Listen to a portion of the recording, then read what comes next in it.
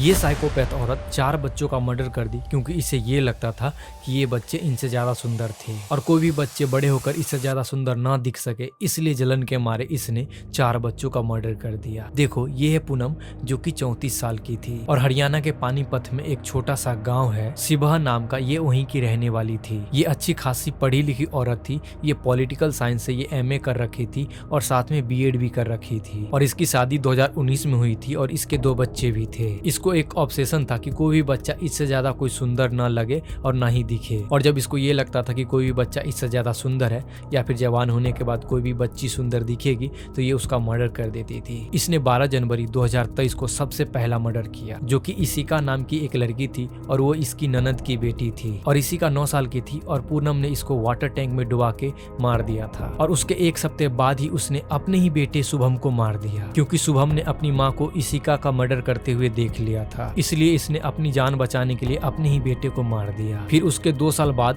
19 अगस्त 2025 को अपने चचेरे भाई की बेटी जिया को मार दिया और वो सिर्फ 6 साल की थी। और जिया को मारने का भी यही रीजन था कि पूनम को यही लगता था कि वो उससे ज्यादा सुंदर है और उसको भी पानी में डुबा के मार दिया। इसके बाद इसने 1 दिसंबर 2025 को एक फैमिली की शादी में अपने ही चचेरी बहन की बेटी को मार दिया, जिसका की नाम था विधि, और वो भी सिर्फ 6 साल की ही थी और उसको भी पानी के टब में डुबा के मारा था। और जब विधि का मर्डर हुआ तो लोगों को लगा ये कोई हादसा नहीं है, ये एक मर्डर है, और सभी लोग मिलकर पुलिस वालों को बुलाते हैं और पुलिस इन्वेस्टिगेशन, CCTV फुटेज और पोस्टमार्टम रिपोर्ट से पूनम के ऊपर शक जाता है। सबसे पहले पुलिस वालों को शक तब हुआ जिस टब में विधि का लाश मिला उस टब का हाइट विधि के हाइट से कम था, तो उस छोटे से टब में विधि आखिरकार खुद से कैसे डूब के मर सकती है। तो उस टब में वो खुद से डूब नहीं सकती, उसे जबरदस्ती डुबाया गया था। और जिस रूम में विधि की बॉडी मिली उस रूम का कुंडी बाहर से बंद था, ना कि अंदर से। और जब विधि के मौत से पूरे घर में हलचल मच गई, उसके बाद जब लोग एक साथ इकट्ठे होते हैं उस टाइम पे एक ही इंसान का कपड़ा गीला था,